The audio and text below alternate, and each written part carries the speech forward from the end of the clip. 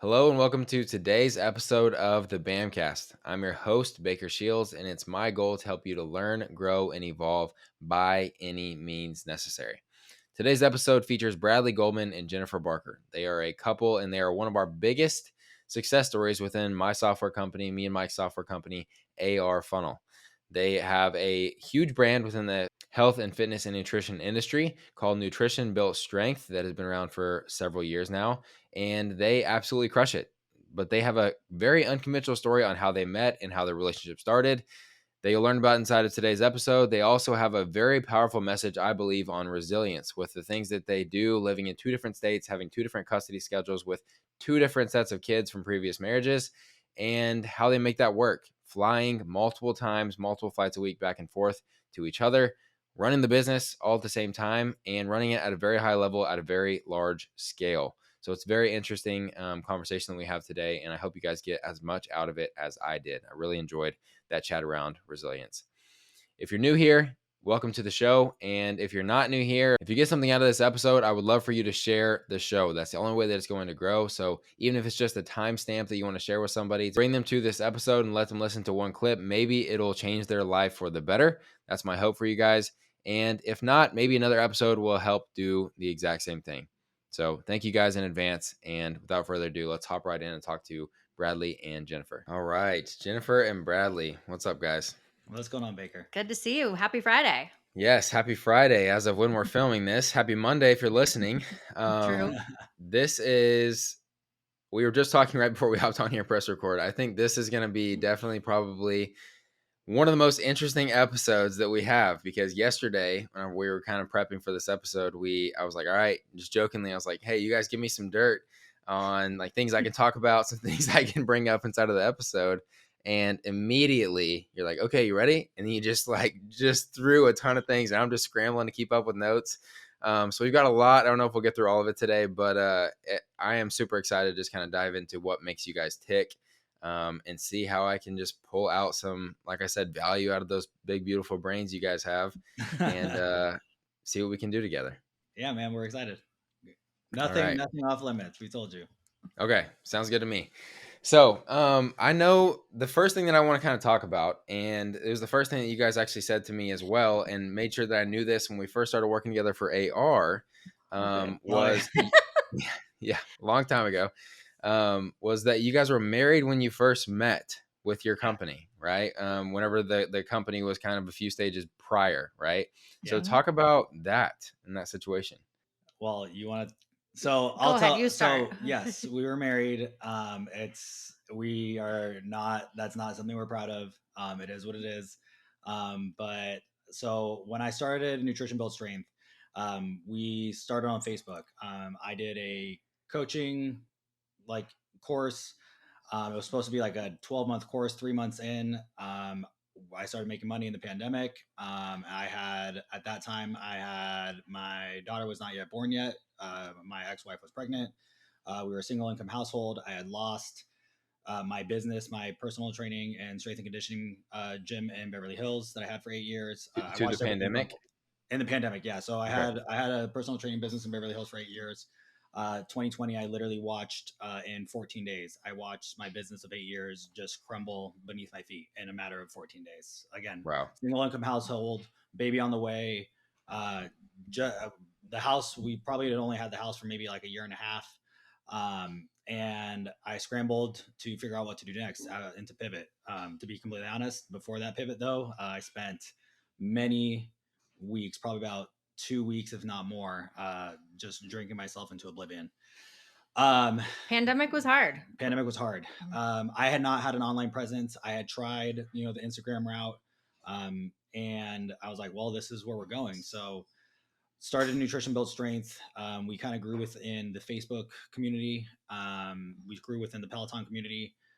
Jennifer was a big name within that community, and she had a Facebook group, Miles Muscle Motivation, that was about 6,000. I think when we finally Wow. talked, it was around closer to like 9,000 people. 9,000 Wow. people large. And I was trying to figure out like, how do I create a follow? Like, how do I create a group like that? And then once I kind of got to see what she does with the group, I was like, wait, she's not monetizing this.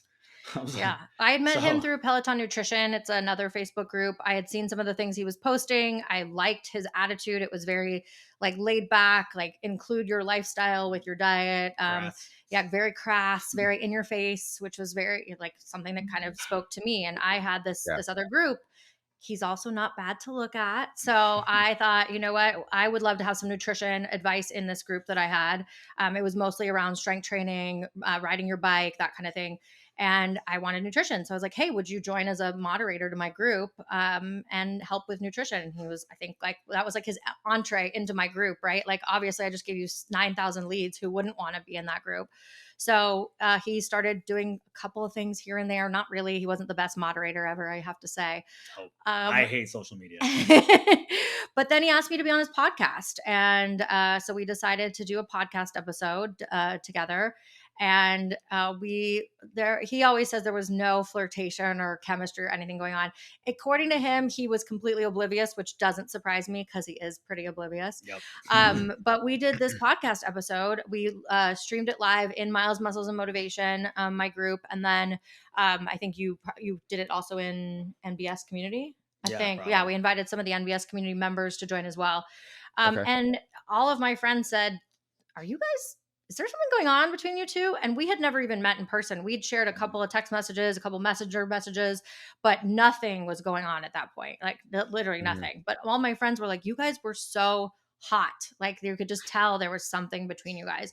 And even at that point, both of us were still like we were married. Like we had both had our own troubles in our marriages, but we were really committed to get through the pandemic. At that point, we were still, stay at home. Like there was nothing going on. Yeah. And slowly but surely, I just got really interested in the nutrition side of things. And I think we'll talk about this a little bit, but I have a passion for weight loss and nutrition myself because I lost 90 pounds. So I had always thought about maybe moving on into a nutrition space eventually.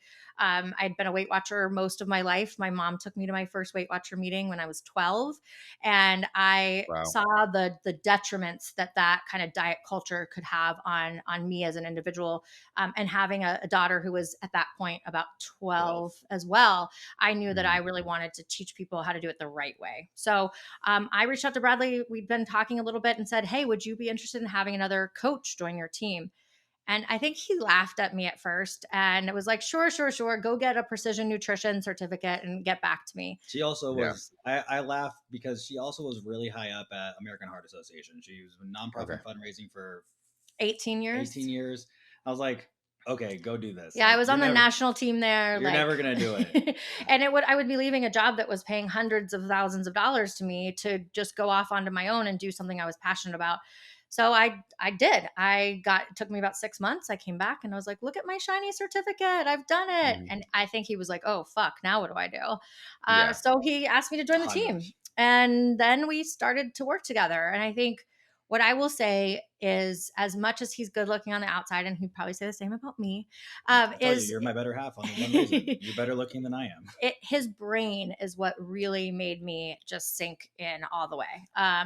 He is one of the most driven people I've ever met. He would say not book smart at all. I think that it doesn't matter.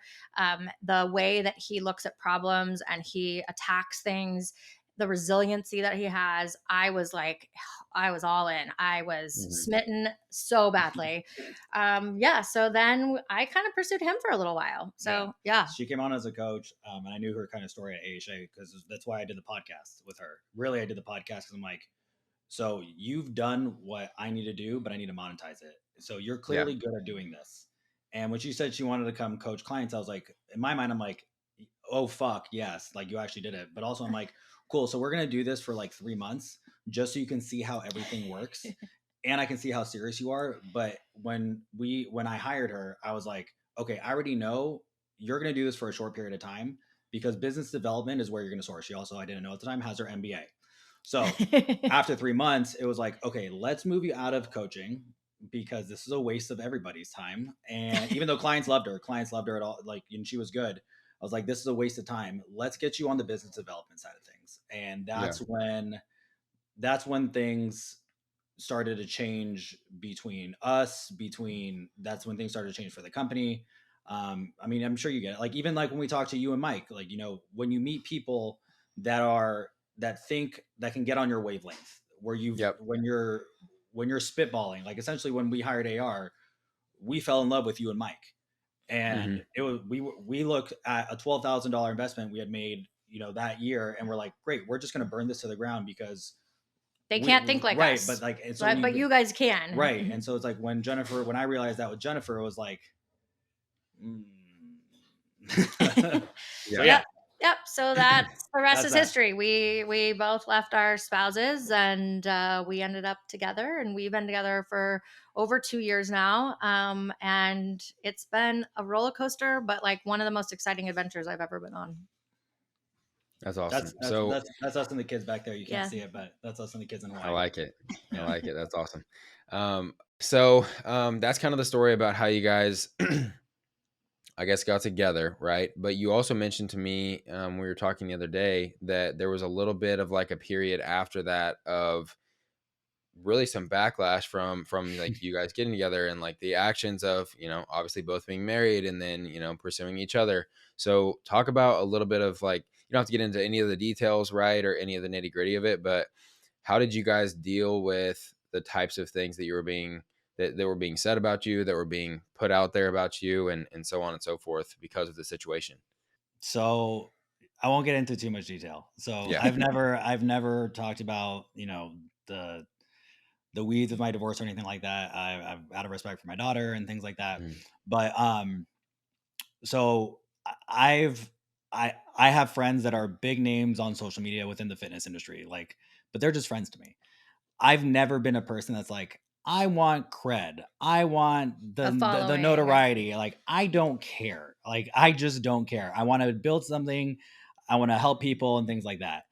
So there was a point where this all kind of spiraled at one time. There was a lot of chaos around my divorce.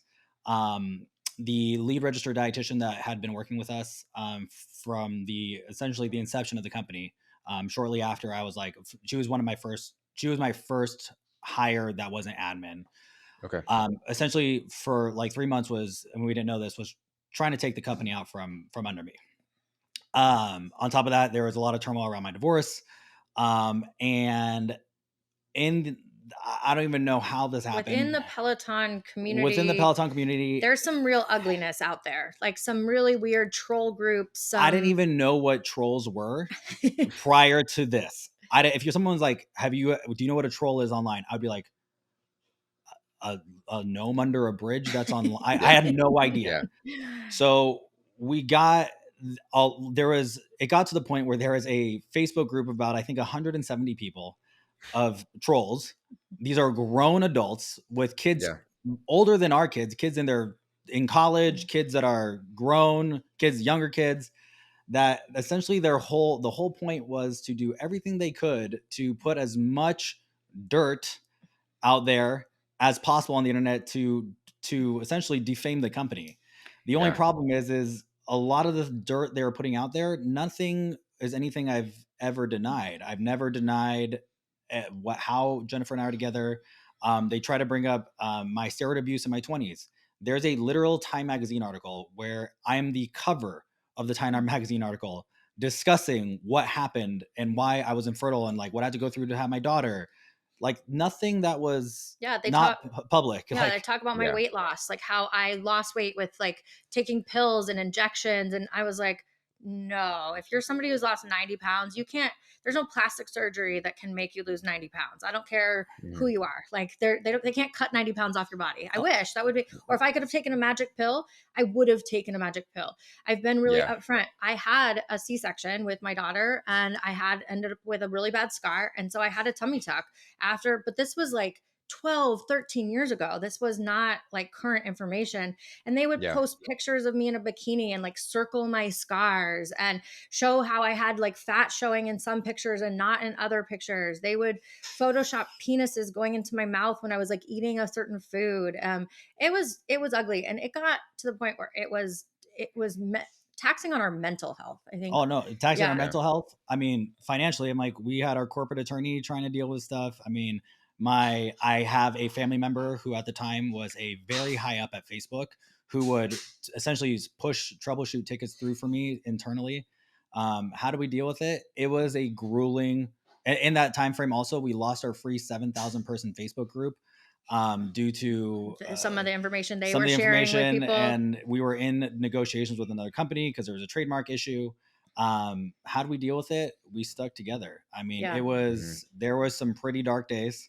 I'm not gonna lie, there were some pretty dark days. But Both of us had moments of weakness where we were just really like, it was like, how do we keep going? And I don't know what I would have done without him, and vice versa. Just being able to have your best friend with you to get through it. If it had been all like just an attack on me or just an attack on him, I think it would have been really hard for us to press through. But that's one of the things I think makes us really strong, is the ability to pick up the pieces for the other person when things are hard. And the one thing that, the missing piece we're not saying here is we've built a company that's like a family, and our staff, I call them family all the time, our leadership team. I mean, they stood by us through thick and thin, like never wavered, never once faltered. They stuck by the company, because especially when they started attacking the company, they're like, yeah, no. And then you bring our kids into it, and our staff was like, nope, like nothing, like we might see like a dip in things with the company, but nothing. No, y'all aren't giving up. We're not giving up, so we're pressing through. So Yeah, and I think it brought us all closer together as a company too. Like there was nothing I wouldn't do for our two, like the two people who are on our leadership team, our other registered dietitians. Like we love them like family. We travel with them. We all took them to Disney World in October. This is a family owned and operated company, and when we say that, we mean that. This is our family. But it was nuts. Like, to have a fake Facebook account made about, or I had a fake Instagram account made about me, the Facebook group that was literally like, essentially like hating on nutrition build strength. I'm like, this is, if I had your time and energy, do you know the things that I would do with my life? I'd probably take a nap, first of all. I would take an extra shower. Yeah, it's so my sister Addison and I, we've had a similar amount of internet hate, and really as she kind of gained notoriety and a following and everything on social media, we've talked about this in one episode, I guess, but we have like a genetic, it's referred to as a mutation, that it's from a thing called lipodystrophy. And so it's something that was like passed down from our grandfather and then like his mom, and it's just like it tracks through our entire family tree, even so far as to like whenever we were younger, we all grew up in Oklahoma. They flew our family to Dallas to run some like tests and everything on our family, because we were the first family that it had been like noticed in like widespread wise, and so they could test everybody at once because we were all close together. I'm pretty sure. So one of my clients way back when, lipodystrophy, is that where you hold fat in your legs? So you have two of the variables right, but it's you hold fat in everywhere except for your legs. So like you can't get fat in any of your extremities. So like you can't get it in your arms, you can't get it in your legs, but you can only hold it in your torso and your face. So like people on lipodystrophy, if they aren't taking care of themselves, they can have a super round face, a super big tummy, right? But like they don't have they can be absolutely shredded, like have huge calves, like legs are still see veins visibly in legs and arms and everything. Anyways, so Addison looks very different from most girls. And so one of the big things that we've had to fight ever since when she first started training, when you don't have fat on your legs as a woman, like, and your muscles are very pronounced, like the first assumption is always steroids. Okay. Always. So like even our mom, who doesn't necessarily strength train near as much, she does some. All of our aunts, our grandpa, even into his old age before he passed away last year, he still had extremely like lean arms and legs, and like you could see it's not necessarily hypertrophy at that point, but it looks like hypertrophy. Like it looks like hypertrophied muscles, I should say, because like the muscle bellies and everything are very visible. You can see all the definition and the muscle fibers and everything. But with Addison, just like any other girl ever, she started by training her glutes like extremely hard. Right. All the time, right? Like just like every girl when they first start lifting. So she got like disproportionately, she got extremely big glutes to start out, right? And her hamstrings and quads didn't really match up.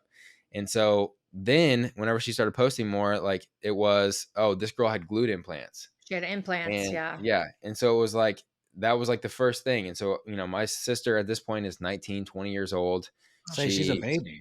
yeah, she's having to deal with all of this like stuff online and people saying terrible things about her and accusing her of Oh, these things. And like, if you actually watch any of her videos, you can see the striations in her freaking glutes as they're flexing and everything like that. Like that doesn't happen with, an and implant. Addie always makes the joke of like, if it was a surgery, like they really screwed me because I don't have hips. They didn't give me hips. Like, Well, it's crazy though. Like I've seen Addie's social media, and but Addie has a big following. So like for her to get internet hate, like yes, like that sucks. yeah, But also I'm like, okay, it tracks. Like you're growing within the fitness as you industry. grow, yep, We're nobody, yeah, nobody. Like I'm a girl I think dad. you had like 900 followers at the Yeah, I'm time like or I'm a girl something. yeah, dad from the burbs. Like yeah, like our Facebook group, blah blah blah. I'm like okay, Addie, like sure because of the size of her account, like I get hmm it. Also that sucks, and for sure, also I hate you because if I can have my legs being as lean as Addie's, and I've seen Addie's, her legs are ridiculous. yeah, they are, Like I mean, and Yeah. it's just terrible. It's Internet just terrible. bullying though is not okay. And I think about all of our, like, I didn't have Facebook or social media when I was growing Mhm. up. Like in high school hmm we'd developed film. Okay. There was no social media. Yep. And I think about my daughter now, who's a freshman in high school. I would not want to grow up in a social media No. world. It's no, so, I can't, the bullying, the way that they feel like they have to always present themselves, the TikToks, I mean, it's just it's sad, and it I is. wish there was more that we could do to like make people realize that you can really hurt somebody for a You very long can. time with just one comment, with one post, with one. And that social media is it's a highlight reel. Like I It mean, is. I said, I don't consume a lot personally. Like you know me, like I'll watch your stuff, I'll watch Mike's stuff. Like there's a couple things, but like it's a highlight reel. Nobody puts up It there. is. Here's the shit that's going on in my life. Like, Yeah. come And on. when we do, then we're called victims, which I also think is really ridiculous. I'm like, there's been some Yeah. really shitty things that have happened to me in my life. I'm allowed to talk about them. Like, you don't get Yeah. to tell me what I get to talk about, what I don't get to talk about. This was a weird tangent. It's Yeah. it's no, I think it's super relevant because it is like, there was a long period of time where there was a ton of Reddit threads and like weird stuff like what you guys are talking about that were started about Addie that I got looped into several times because they're like, oh, her brother looks a little like he's got a little bit too much muscle for his a little too much muscle for his age as well. Like maybe they're both on, like it's a family thing. And but Yeah, it is a family thing. I It's had to called go a through a phase. mutation. Exactly. I had to go through a phase of like I would get a call from Addie middle of the week, right? She's in college and stuff. I'd get a call from her and she'd be broke down crying because of this Oh, latest thing that came out, or like a one of those people that does like internet hate, like gossip stuff, right? Where they pick up a reel of hers and then they do a natty or not thing on her and they tear her apart and everyone in the comments is calling her a fraud and like we're exploiting people for money Ugh. because it's all sorts of people like that. They typically follow a specific, very specific blueprint, and it's usually on Instagram specifically, it's usually a nameless faceless account, yep. Mm-hmm. and it's usually a very specific like targeted thing that is trying to drive a nail or a wedge right into the person's emotions. And Mm-hmm. it is what I always remind Addie, and we've talked about it a bunch on the podcast as well, is it's never actually about you, right? No. It's Right. about them because, like you guys were saying earlier and alluding to, and I'm going on a super long track just to get back to it. So I apologize about that. But it's these people, like, we would be doing something much more productive with our time, right? These people don't have something more productive. Like, this is what they view as the most productive use of their time, is trying to bring other people down or exploit what could possibly be an insecurity in someone else because they feel like that might hide some of their insecurities or make them feel better about theirs, right? Yep. Absolutely.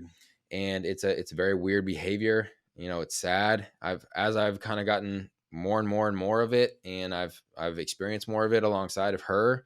It is have started to become a little bit more numb and actually start to pity those people because it's like, Mm-hmm. Hmm.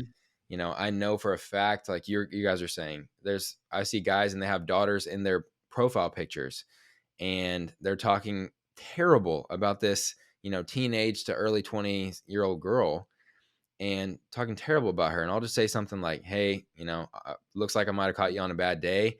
Hopefully you never talk to your daughter like this or put any type of limitations on her like you are on my sister. Have a Right. great rest of your day. And then typically Yeah. they'll apologize or they'll try and like do another jab or something, and it's just you can tell that it's kind of cutting right through them. I don't even like nowadays when it happens, I literally, it's like, it doesn't even like, We have to just let it I go. just like, don't, I'm like, cause I'm Yeah. like, what is this actually? I'm like, the crazy part is I'm like, so much about us. Hmm. You have so much invested in us. I couldn't tell you your first, last name, state you live in, occupation, age, family, gender, I couldn't tell you a damn thing about you. I Yeah. don't even know if someone was like, do you know this person's name? I couldn't even tell you what your profile picture looks like. So to the point, I mean, tell Addie, be like, girl, you just gotta let it, you just run it. Yeah. Cause at the end of the day, guess what they're doing? They feed the algorithm. So Yeah. Absolutely. That's totally correct. Well, you guys both have daughters, right? Jennifer, you have a teenage daughter, correct? Yep. And She'll Bradley? be 15 in February. It's crazy. Yes, that is crazy. Gosh, she's about to be hitting the roads. Oh, yep, got Um, her permit last week, so it's a big time of life. That's exciting. And then Bradley, you've got a toddler. She's 3, right? yeah. Okay. Yep. Um, Yeah. adorable little girl. I always see your videos and everything of her. I know that you guys as daughters play a huge role into what you're trying to do with NBS. So real quickly, describe, tell us about NBS and what you guys do. Okay. And then I want to talk about the motivations behind specifically why you guys have such a heavy influence or sway towards the female audience or Do you demographic. want to talk about what we do and I'll tell them about why? Yeah, so Nutrition Build Strength is a company that helps, women, typically women. We have some men clients as well, but with their weight loss journey. We have a team of registered dietitians that work one on one with our clients to help teach them the science based. Nutrition side of things. I had done every fad diet out there: the isogenics, the Weight Watchers, the Optavias, all the new weight loss medications. There's all those things out there, but what we really want to do is teach people how to use real food to get real results, and to learn how to have their life fit into the diet, not have the diet have to like shove into their life. Like that's just not the way that I don't think people want to live their life long run. That And causes Jennifer, yo-yo dieting and everything else. So and, and you lost 90 pounds, correct? I did. I lost 90 pounds. And it was a Insane. journey from after I weighed 218 when I gave birth. And from that point forward, I was like, I will never be this way again. And got down to, into my like 140s. And then I ended up getting really complacent and put a bunch of weight back on. Hmm. And it was in 2018 when I got my Peloton that I decided to really finally lose the weight. I lost another 45 pounds. I got down to 128. So the 90-pound weight loss from 218 down to 128 when I was at my absolute leanest also was probably not a sustainable weight at 128. Yeah, So I put a little bit of weight back on, but I feel really comfortable that I can still live life and go out and have cocktails and eat out and I don't know, just live our life. We travel a ton, but that's the way real life and real diet should work. So Yeah, absolutely. And that's especially what you guys talk about in MBS, right? yeah. Yeah, I mean, MBS and Brief. Jennifer, like for those that are, if anybody watches the playback after, I'm 35, Jennifer's 45, so she looks damn good for 45. But the She's great. She reason looks great. I just look damn good. Don't say for you 45. do, you do. That's very true. That's very true. But the reason behind why Nutrition Build Strength is what it is. Look, when we first started the company, when I first had the idea, ran a sample study back in 2020 because I competed bodybuilding, powerlifting. I've done the chicken and broccoli, the steroids. I've lived that life. And then when obviously the pandemic hit, and it didn't really occur to me until I was in this mentoring program. I was like, what am I going to do? What am I going to do? I want to do something that's different. And I realized that I can never be a present father. I can never be a loving father. I can never enjoy having, pancakes. Kennedy calls them daddy's fluffy pancakes. And, if we go to movies, having popcorn with her, I could never do that and live the way I used to live. So my first mission was, how do I create something for people that want to live a normal life but still take care of themselves at the same time? How do I make nutrition family oriented? That was my first thing. And as the company started to grow, and once K was born, I started to realize there was this big hole in the amount of resources that have been invested into women's health. Like for example, there is a study that got posted the other day about the amount of studies currently being done on Viagra or erectile dysfunction, erectile Yeah. dysfunction versus menopause. And there's a huge gap. And I think it was like 71% of between all the studies that they looked at, So all the studies being done on erectile dysfunction right now, and all Mhm. the studies being done on menopause, 71% of those studies were being done on erectile dysfunction. So And erectile dysfunction only affects 19% of men, when menopause affects 100% Yeah. of women. right. So a very, very big difference there. So Yeah. the more I've seen that happen, the more I've seen the lack of resources that women have, the more it made me realize, no, I want to make sure that that we are setting up as a company something that is never going to make our daughters look back and go, well, why wasn't I taken into consideration? Because if nobody tries to break the cycle that's been going, then it's never going to change. And I never want to leave this world knowing that my daughter's health and future, our daughter's health and future, she's Mhm. not, Ava's not mine yet, but she will be. Um, but our daughter's health and future were not taken into consideration just because they were born daughters and not sons. Mhm. Yep. Wow. I think that's super powerful. And I mean, it even brings up, like, there's always that debate of, why is the burden of birth control typically just put on the woman, right? Like, Yeah. we your hormones are screwed up. You guys are put on these things that are, it's being more and more proven day after day, month after month, study after study, that those things can be extremely detrimental to a woman's overall health and hormonal health, Yeah. especially, to the effect where it even alters mental states and things like that Yep. within the chemistry of your little literal brain, right? Yeah. Um, but There's so for some much reason, more that information. burden Yeah. always gets forced upon the woman, right? Mhm. When it's never really looked at of, like, what can men be responsible for? What can men be doing to do that? And so I think it's almost like a mirror, right? Because it's like before conception and then later on in life, right? The entire burden again is, we're not looking at how can we help women, we're looking at how can we help men.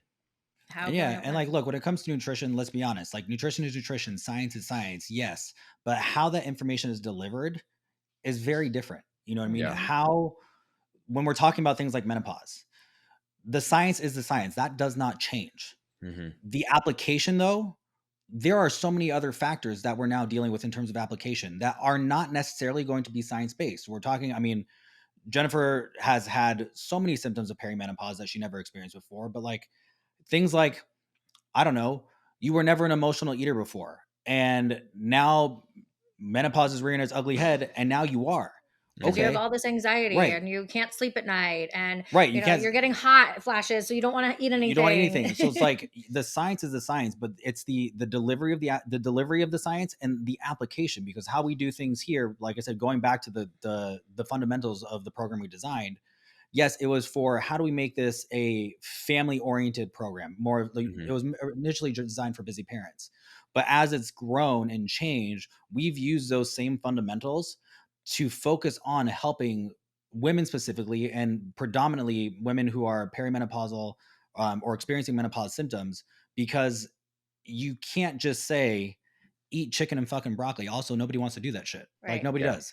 You're No. a mom. You got a mom who's running around to. She's got 3 boys. They all play soccer on different nights. So you're at a soccer field Monday through Friday. Yeah, guess what? You're not gonna be able to sit down. I don't expect you to go take your Tupperware to the field. Absolutely not. Right. Absolutely not. Or It's it's the weekend. I'm tired from the weekend. I want to focus on my weight loss, but I also don't want to be fucking neurotic. I want to go to social events. I want to socialize. I want to go have brunch with my girlfriends. I want to have a cocktail with my spouse. I want to have pancakes with my kids. Hmm. And but I don't want to be sitting there tracking every fucking micronutrient, macronutrient. Yeah. So it was, how do we speak to an audience that is underserved Mhm. and unrightfully underserved? Yeah. Okay. How do we make them, how do we make that audience feel heard. heard and understood, but not ever navigate away from the science? Mhm. And that's why we have registered dietitians we don't work with people. Only our registered dietitians do. But again, it's also, I never want our daughters to ever look back and say, wow, nobody has ever thought we should be putting in the same amount of resources or efforts into our health and our future health. And Yep. that hasn't changed since ever. And that's not something that would ever be okay dying with. Well, and something Mhm. else we talk about a lot is relationship with food, Yeah. and that's something that we constantly push forward because. And I talked about this earlier about going to Weight Watchers when I was 12. Like my mom's relationship with food became my relationship with food, and it wasn't a very good one. It's probably Yep. one of the reasons why I ended up being 218 pounds. I never learned how to use food correctly. I never learned how how to be able to have dinner with a family. It always felt like, well, if I'm going to be on or off, there was never like the dimmer switch idea, Mhm. which we talk about a lot with our clients. And I know that I saw the path of creating that same negative relationship with food with Ava.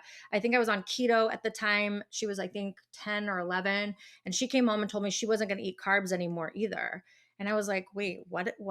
And I realized that was coming from me directly, right? Like, I can't have bread, I can't have ice cream, I can't.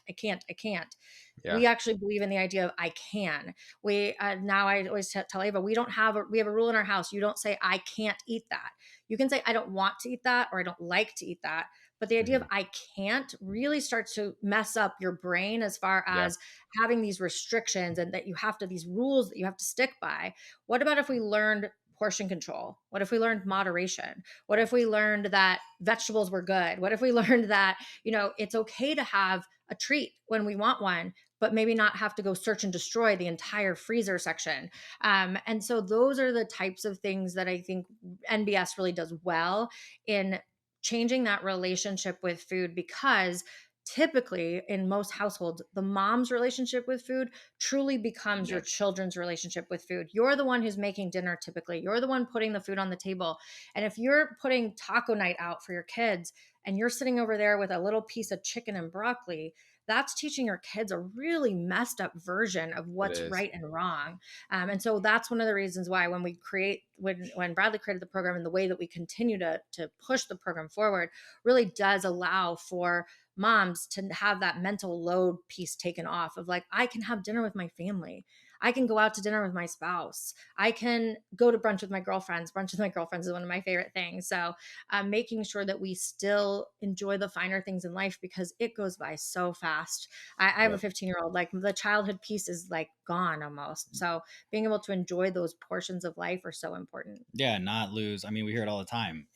I feel like I've lost myself. Like, there is nothing more heartbreaking than when I hear, and I'm on any kind of strategy call, and someone's like, "Yeah, I feel like they're like, oh, I do this, this, this, and this, but I don't take care of myself." I'm like, how, why, how? Like, Mhm. I mean, from the competitor standpoint, like I had a unhealthy relationship with food. Like, Yeah. I had an eating disorder by the time I was in my late 20s because of all Mhm. the years I spent, trying to compete. Yep. And, one of my favorite things, I actually put a reel up not long ago, is, because I get asked, like, what does a 35-year-old man have anything to do with speaking to women about menopause and nutrition? I have Mhm. everything. I'm a girl dad. I'm a single dad 50% of the time because we don't live in the same state 50% of the time. Mhm. So the mom putting food on the table, guess who that is? That's me. The mom's relationship with food that is being pushed on their daughter, that's me 50% of the time when she's with us. Mhm. And Yep. then also I'm like, so the woman who is the love of my life, I'm gonna spend the rest of my life with, is perimenopausal. My mother went through menopause. I helped take care of my grandmother in her dying years. So what do I have to do with it? A lot, because I've seen the women I love in my life and then my daughter who is going to grow up in this world. Yeah. I have everything to speak on it and to make sure that we don't perpetuate the same issues continuing forward. Mhm. Yeah. Which I Whew. think is super powerful. And I think that one of the big words that you guys used to describe yourselves, and I couldn't agree more, is resilience. And Mhm. you kind of alluded to this just now, Bradley, but you guys work really hard to even make your relationship work, right? To make your everything work for your kids, because you're living in two different states, like you said, and you guys are Mhm. on two different custody schedules as well with your kids. So talk Mhm. about what that kind of looks like so people can get an idea of like how hard you guys work to make this a flexible thing that you can do and teach and make happen for not only yourselves, because that's the most important part, but for all of these people across the world that are participating in MBS. It's funny you said, how hard you work, and I'm like, the only thing that in my mind that we work hard at is work. Hmm. I, Oh, I don't know. Our life is pretty our life complicated. is it's just for us it's become so normal. Like Mhm. when we talk about it, when like we have things booked out, like our schedules are booked out 3 to 6 months in advance. Like Mhm. because we don't have any other option. Like one of us is on a plane every 9 days. You know what I mean? Mm-hmm. Like Jennifer flew in Wednesday night. Wednesday night. We both fly out Monday. You fly I back on Wednesday. I fly back Wednesday. She flies back. No, then I fly back out again on Friday. Like, but that's just our life. Like Mm-hmm. people commute to work and they do things like that. We don't. So you just have to be. But it takes a lot of organization. It takes a lot of organization. Like we Absolutely. have 6 different calendars that we all share. Yes. We when I like plan the week ahead, I have to think about like what state am I going to be in? Where do the groceries need to be? What meals are we having out? What meals are we having in an airport? What meals are we having? Like how much fruit do I have at which household? Like keeping track of all of that can be really overwhelming and is a huge mental lift. But that also, when clients come to us and they're like, oh, I travel for work. I'm like, oh, do you? Great. Let's talk about that. Cause we do too. You travel for work. We travel for our life. For life. Yeah. Well, for 3 more years. Yeah. Once Ava's out of high school, things should maybe calm down a little bit. But, but how do we do it? You just have to be really intentional with your time. Intentional with your time. Mm-hmm. That's why when going back to what we were talking about earlier, if I had 2 hours in my day to fuck off, like sure. But we have to be really intentional. Like, this morning we slept in a little bit. When I say slept in, Kennedy came in the bedroom at like 6:45 because the unicorn was green. So she whatever. I was talking about the green unicorn means like she's gonna get out of bed. She's gonna get a start. She usually crawls in the middle of the night, then I take her back. She came in at like 6:45. I had planned to be up at 6. I was going to try to get some things done for work, honestly, before this, for AR and things like that. That didn't happen, but it's okay. Got to spend some family time together. Went to go drop off Kennedy at my mom's house because we were doing this today. But before that, I spent 30 minutes taking care of 30 minutes of really intentional work. Now we're doing this. After this, we have our day is time blocked. Yeah. Almost every day. And to I put showers in my calendar. Yeah. And I can't tell you the one thing, I'll be honest, the one thing that I haven't been good about in probably the last 6 months to a year of my life is I'll put a workout on my calendar. I can't tell you how many times I skip that workout. Just being honest, because I get roped into work. We're working on it. I'm working on it. But you have to be really intentional. You have to have boundaries with all aspects of your life. You have to know when to say no. You have to know when to not overexert yourself in terms of your commitments. Yeah. And if we'll go on a date night, we have to be really intentional to not talk about work because it can be really we can get start sucked in and our creative juices start flowing. We'll be out at dinner and having a glass of wine and then all of a sudden we're, oh my God, what if we did this and this and this and this? And we have to be wait, whoa. This is not work time. This is us time. Yeah. And that's really, I think, one of the things that most people think, oh, that must be awesome. You guys get to work together. And nope, not all the time. Yeah. It's funny. No, it's funny because I've always had that lone wolf mentality. I've worked on my own. I've had my own company. And when we started dating and working together, I was like, yes, there was the chemistry of work, the chemistry of vibing together and creating things like that. But I was like, I don't know how this is going to work long run. And that's one thing with work. Work is never a sticking point for us. If we have a disagreement with work, it lasts for we knock it out right there and we move on because work, it cannot seep into every aspect of our life. But the way we get through it, to be completely honest, is what I tell people all the time when people are like, how do you guys do it? I'm like, because I know there's an end goal. I know that this back and forth isn't forever, but more importantly, what's my alternative? My alternative is we aren't together. My alternative is Jennifer is not in Kennedy's life. Yeah. I don't get to see Ava grow up. So my alternative is not an option. So there's no, complaining that this is hard or this is exhausting. No, because the alternative is literally not an option. So, and I think that's how it just is what it is. How we approach a lot of problems in life. It's this is not an option. It's not an option for me not to take care of myself. I have to because I want to live a long, healthy life for my family. I want to be able to see Ava walk down the aisle. I want to see my grandkids grow up. It's not an option for me not to take care of myself. I think a lot of people, especially moms, we put ourselves on the back burner and we're like, well, I'll do it someday. Well, ladies, listen, it is not an option for you to do that, because you need to take care of yourself now, because it compounds year after year after year, and you're not getting any younger. I'm sorry to break it to you, but it gets harder and harder and harder. So the investments that you're making now, like in your 30s, in your 40s, are going to pay off into your 50s, your 60s, your 70s. This is the time. Do not wait until it's too late. And when you're finally ready, we hear that all the time. Well, I have this vacation, or I have this thing, no, no, no, no, no. Today is the day, Yep. not next week, not 2 months from now, not 4 years from now when your kids are graduated from high school. This is the time that you have, and do it today. And that's how you should approach every problem in life. It's not, stop procrastinating. That should be the old you. The new you should take things head on. Yeah, there's I always tell people there's not going to be a perfect time, right? And No. it's hard. It's not easy to always have that be your inner dialogue, right? Like we all have that susceptibility to kind of go down that rabbit hole within our own brains and our own decision making. But you know, if you have to wait until the perfect time to start something or do something, what is that training your brain to do? Is training Mhm. your brain to say like, I can't do this thing that I'm trying to undertake when I'm busy, or I Yeah. can't do this thing when I'm trying to undertake while I'm on vacation, right? So like, if you are training your brain that now, then that means when you do start, when it's all perfect and you have a free schedule and you have everything lined up perfectly for you, the second that there's a little bit of adversity, what's the first thing to go? Right? What you're Right. trying to start, because you already told your brain that you're not going to stick with it during these tougher times. Well, it's like So it's I like think the that's, real. It's like sorry, it's like the reel you put up the other day about habit stacking. yep. Habit stacking can go two ways. It can Hmm. work. It can work in your favor, and it can definitely work not in your favor. And that's Exactly. exactly. Yeah. Like your 100%. habit of not working out right now.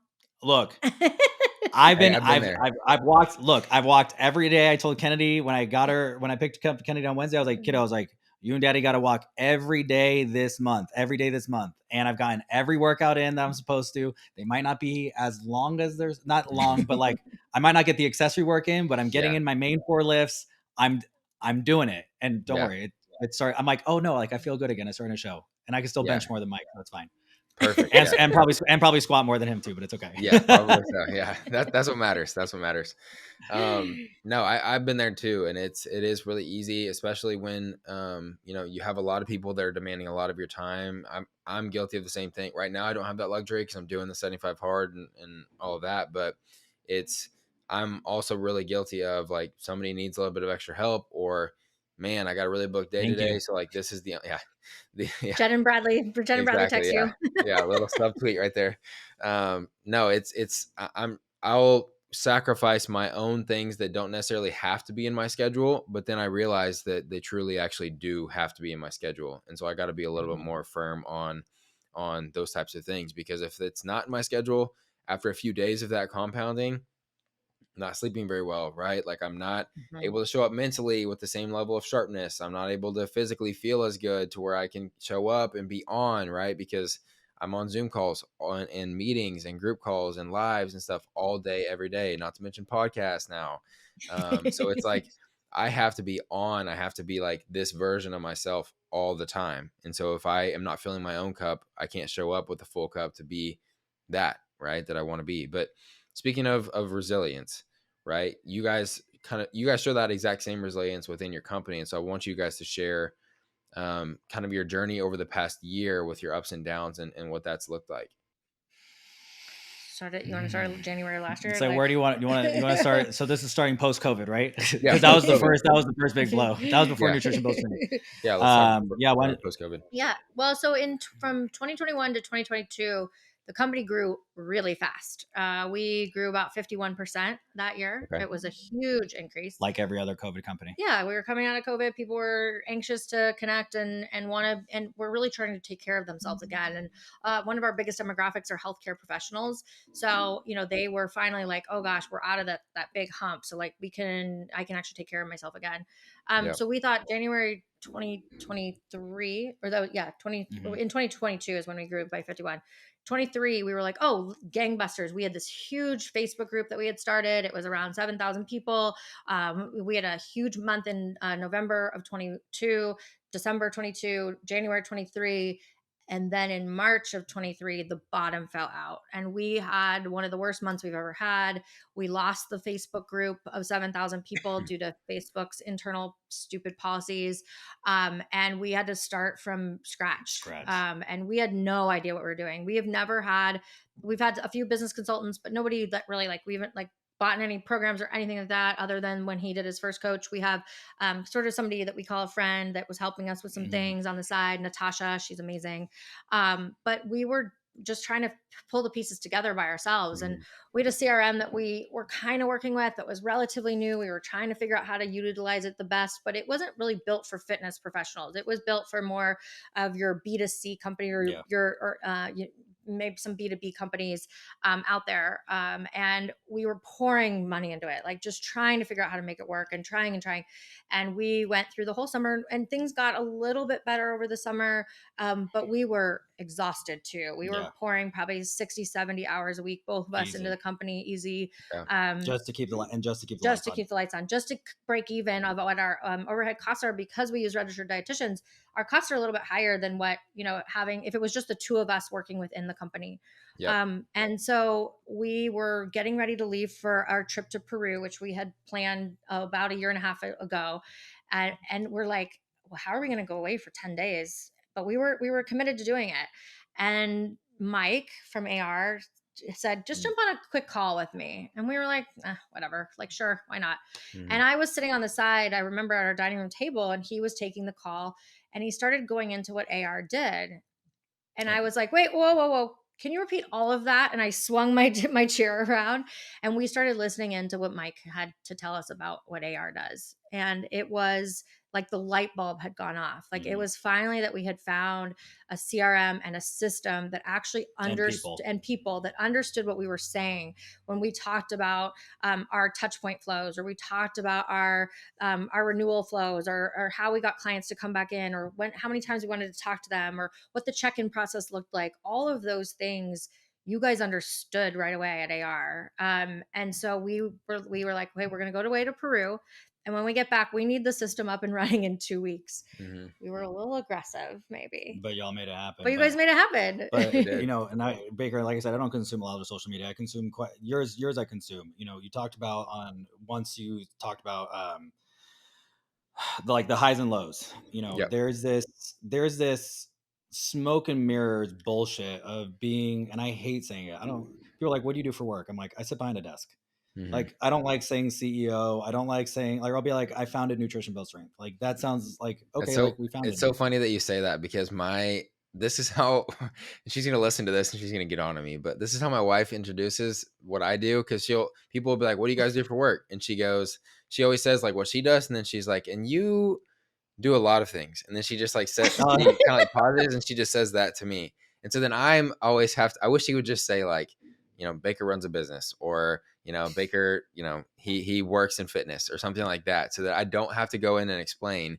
Cause then I'm like, okay, she said I do a lot of things, which means I have to list more than one thing. So then I'm like, I got to list my equipment company, software company, coaching company. And then I'm like, now I sound like a douchebag because I'm just listing a bunch of it's not near as impressive as it sounds. It really isn't. No, it's so I was wrong. Jennifer doesn't do what your wife says. Jennifer goes, he's the CEO of our company. I'm like,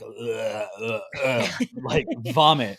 Yes. But there's this glorification of, being quote unquote CEO, or in being a business owner and co-founder. Yes. And you talk about, going back to being resilient, being a business owner, and we're still a startup. This is year 4. We are being, I will say, and that's not me or Jennifer, that's the entire team. For a startup business in a service industry, I'm really proud of our team. Yep. I'm really proud. We grew by 3% last year. But what does the day-to-day look like? Ooh. Putting out fires constantly.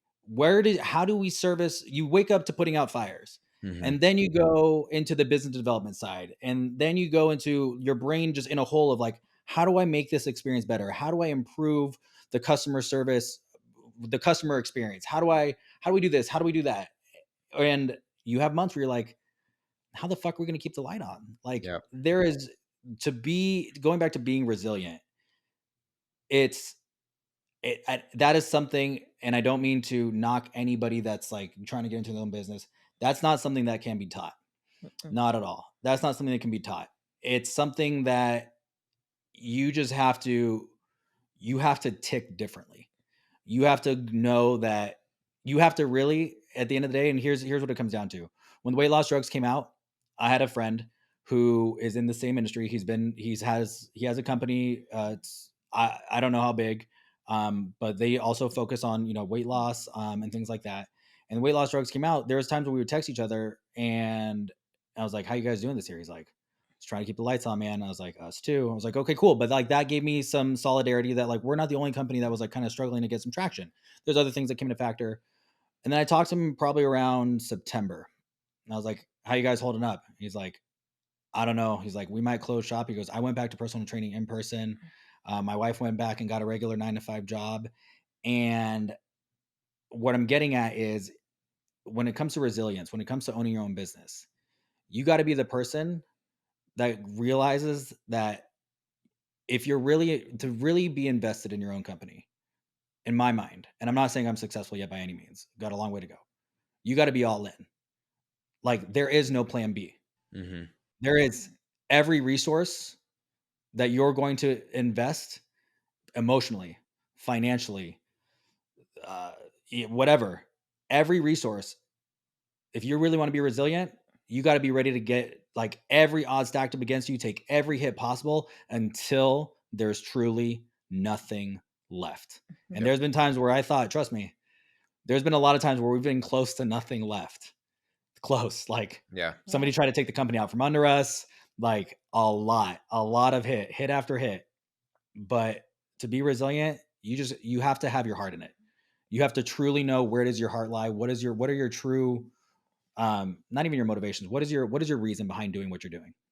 And that has to be so intrinsic that the external gratification, the external Distractions don't distractions, or matter. the external, even the financial, ready?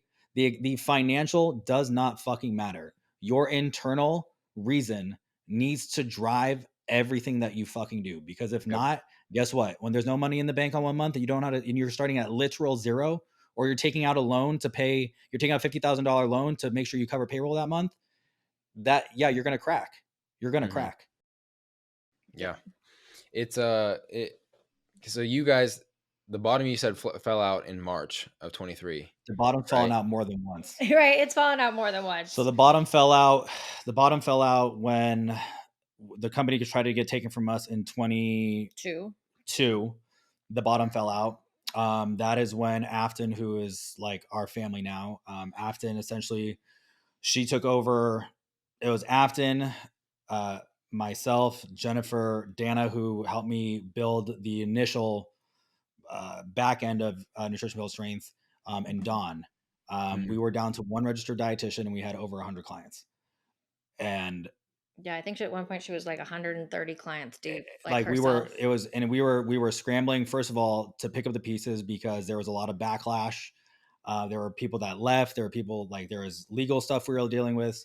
So the bottom fell out for almost 2 months. Like we were checking out like Afton. There was called Afton wellness checks. We would send her Call her in text the morning. all the time. Yeah. What do you need? You need food delivered? Got it. We're sending you DoorDash. You need a babysitter? Tell us. Just use the company credit card. You need this. Wait, So we the sent bottom, her pens, we sent her paper, we whatever sent her you, anything. whatever, yeah, whatever. So the bottom fell out there. Then the bottom fell out again When the trolls started attacking us in like January of 2023. when the trolls started attacking us.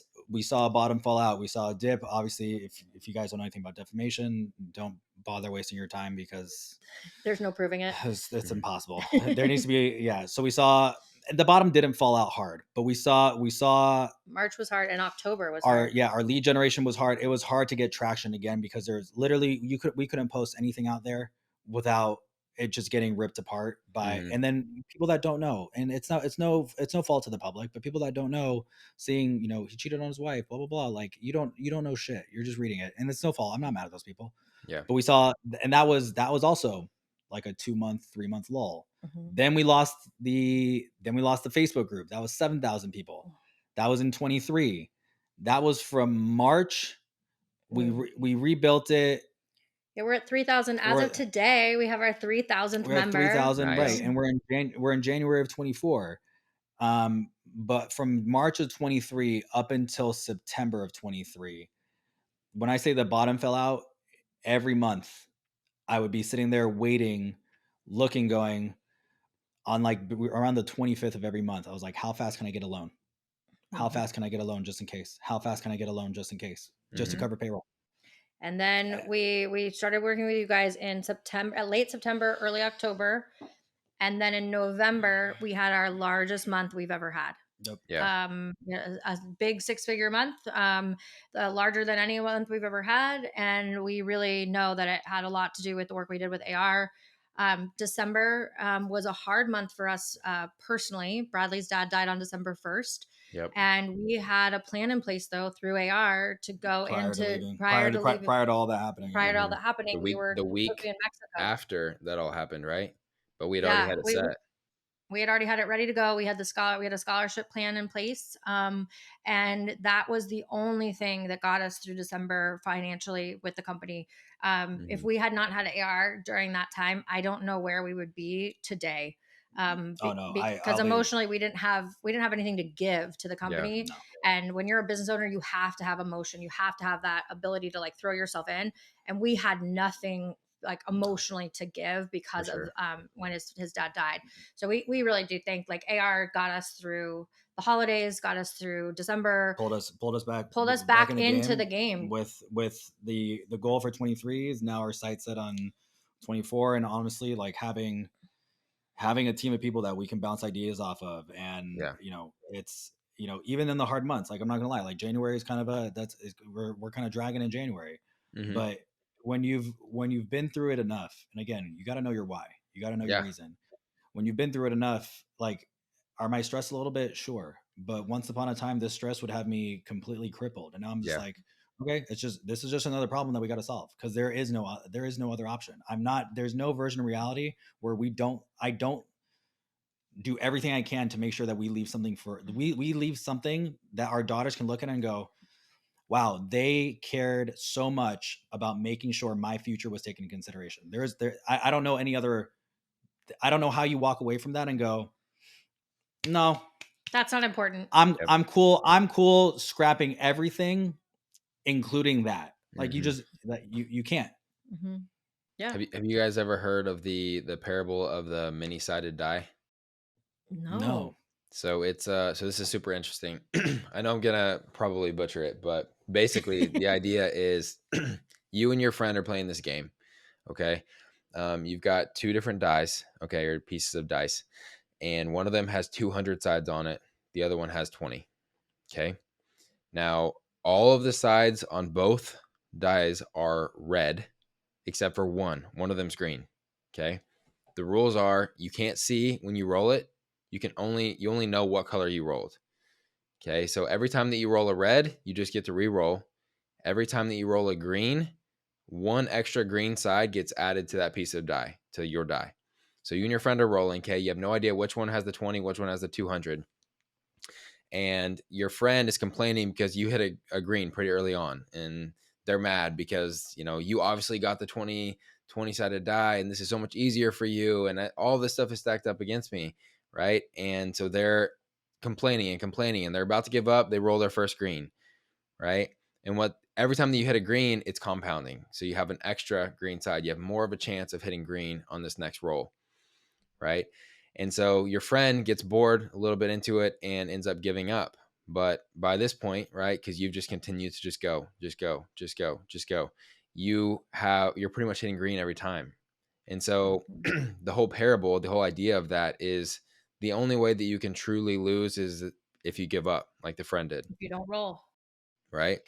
And Yeah. so when you look at it that way and you look at it like the things that you guys are doing, you might have been punched in the face a bunch of times, but you got back up every single time, right? So Hmm. after a while of that happening, you probably don't feel the punches near as much, right?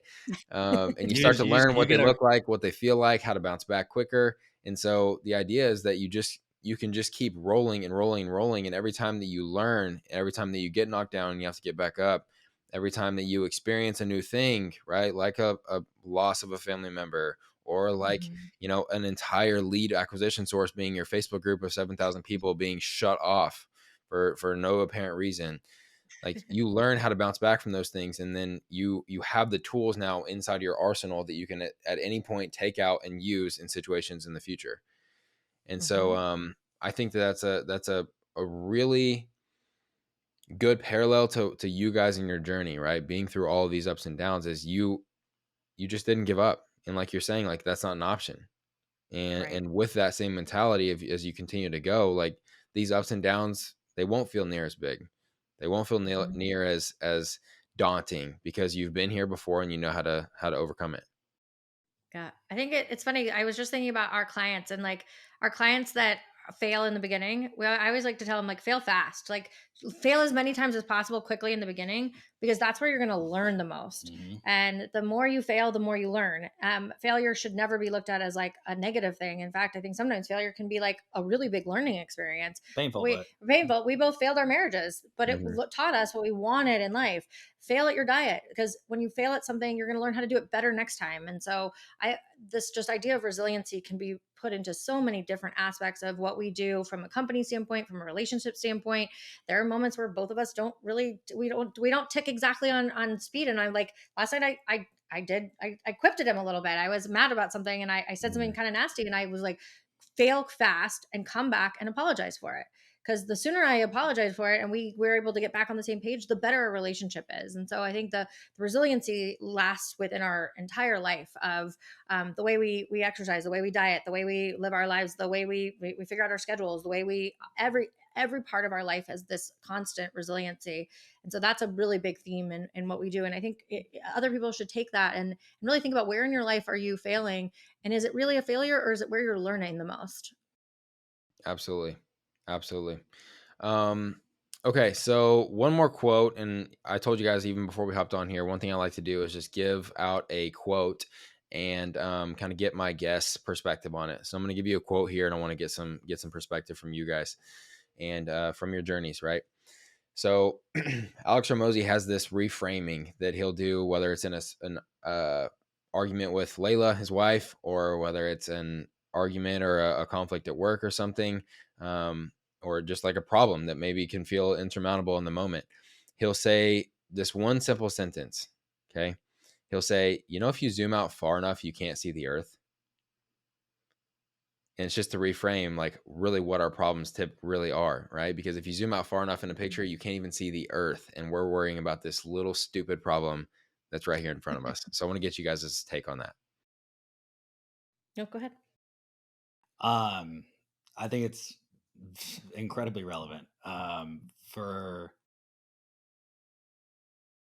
I'm trying to be as PC as possible about this. There there have been some big changes that I've discussed on this podcast in my life in Mhm. the last 3 years, Yep. 2 years. Um, I used to fire back really quick. I used to let things get like snap hard. I've been found on the floor having a full blown panic attack. Um, and whether it's business, relationships, personal, the one thing that one of the most complicated times in my life taught me is that if you just can't. It's a moment in time. It's a moment in time. What is the most effective? And it's hard. I'm not saying don't feel it. I'm not saying that at all. But what is the most effective way for you to deal with this situation? How much time is the situation really worth? Mhm. From a business standpoint, how is this really your problem? Or is it time for you to hire somebody out and make it their problem? From a personal standpoint, is this going to matter tomorrow? Is this going to matter in a week? Mhm. Are you going to remember this in a year? Like, no. Yeah. So whatever impact that problem is going to have is the amount of effort you should put into it. And that's something, thankfully, again, some of the shitstorms that I've caused myself in my life, rightfully so, okay, Hmm. um, have taught me that there's a lot that you just gotta, like we were talking about with Addie, like tell Addie, like you just gotta look at it different. Yeah, you Yep. know what? It sucks. It sucks. It hurts. I'm not saying trolling doesn't hurt. It fucking hurts. They bring your wait. If Addie ever has kids, or you ever have kids, if they ever bring your kids into it, just No. see. watch how much it hurts. Yep. Watch how much it hurts. I can't But then you imagine. got to ask yourself, one, can I do anything about this? Mhm. And two, how is this really worth my energy? Is this problem worth my energy? Yeah. And I would venture to say that 9 out of 10 times, is it worth your energy? Sure. But is it worth the energy that you think you need to invest in it? Absolutely fucking not. And you just got to Nope. roll with it. Yeah. You just let it go. I think we talked about this just a minute ago, but when Bradley's dad passed away, I think it both gave us perspective of like Mhm. life is so short and that we need to pour ourselves into the things that we enjoy, the moments that we enjoy. Zoom out. You are a little tiny speck on this earth and you are Yep. around for such a short period of time. Please take the moments to enjoy your family, be present, get off your phone, go travel the world, do the things that you think you're putting off because you don't know when it's all going to be over. And there's nothing that we wouldn't do to have just like that one moment, again with his dad. And Yeah. we don't have that anymore. So that, zooming out, yeah, because it's going to go by like that. Absolutely. I don't know I don't know how close we are to the end, but I'm gonna at least put this in here now. I was talking about my dad. My dad used to send me 2 texts multiple times a day, every day, for probably the last 7 to 10 years. Before he would say goodbye, his way of saying goodbye, he would send 2 texts. No punctuation, no capitalization. Sometimes it was spelled right, sometimes it was spelled wrong. And it would drive me batshit because he'd be like, "What's your day like?" I'm like, "It's slammed." And this is what how's vacation? How's Kennedy? How's Jen? No matter what, whether it's good, bad, or indifferent, if I was having the shittiest day, no matter what, my dad would send the last 2 texts he would ever send me. Love you, have fun. And if we're talking about zooming out, at the end of the day, make sure that you have 2 things in your life. Make sure you have a lot of love and make sure you have a lot of fun. And now that's tattooed on my arm. I love that. That's powerful. I love it a lot. Thank you for sharing that. Last thing that I ask of all my guests is I'll let you guys both kind of answer individually. Bradley and Jennifer, what are you going to accomplish by any means necessary? Well, so by any means necessary, I'm going to raise 2 amazing daughters. I'm going to help them see themselves in a light that, shines bright within them, that brings out the best parts of them. That is something I will do with by all means necessary. I will love this man until the day I die. I have made a commitment, a lifetime commitment after being married twice before. I now know what the power of marriage is and how much I want to be married to this man. So we're not engaged, but that is definitely something that, by all means necessary, I will create a long time, lifetime partnership with this man. And I will leave a mark on the diet industry that makes it so that 12-year-old Jennifer, who used to go to Weight Watchers, never feels the way that she did about herself, and that other women feel empowered to take control of their own health as well. I got to go after that Yeah. Tough by act to any follow. means by any means necessary. I'll start with the easy one. I'll start with the business one. When I had my personal training business, and I tried and failed to open 3 different gyms, I was never able to secure all the investments because everything I wanted to do was so not out of the box, but it was so expensive. And because I said I don't want to just do something, I don't want to just have another fucking gym.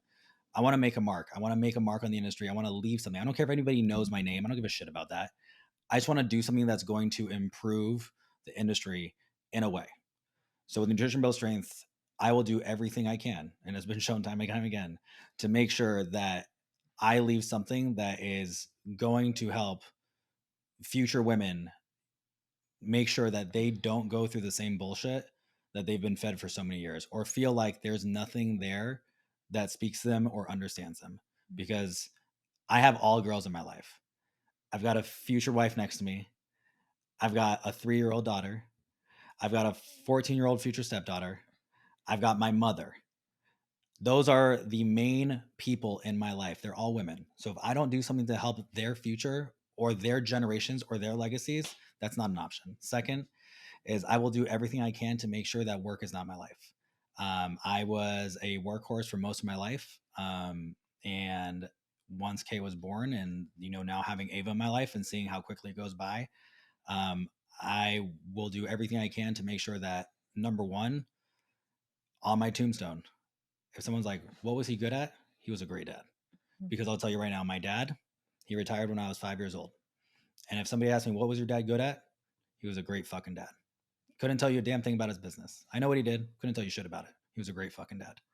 And last is, I will do everything I can to show, I'm going to say this preemptively, show my future family, Mhm. what a loving marriage looks like. Because I was shown what a loving marriage looks like. I was shown that in my life. And I didn't follow that path because of guilt. But I want to show my girls what that looks like, what it looks like. It doesn't need to look perfect and buttoned up. What it looks like to have a healthy and loving relationship with somebody, so that they have something that they can look for. I love it. Well, thank you guys so much for your time. I know you're super busy, and I know you guys got a lot going on with all the travel and the business and everything like that. So I appreciate you guys taking the time, and hopefully we can have you guys on here again soon and recap a first 7-figure year. Whoop whoop. Let's do Yeah. it. No, All thank right. you for having us on. Appreciate you Thanks, guys. Talk to Baker. you soon. Bye, everybody. If you made it this far, I cannot express enough to you how thankful I am that you are watching the show at all, but much less getting to the end of it and finishing an entire episode. So I really appreciate you.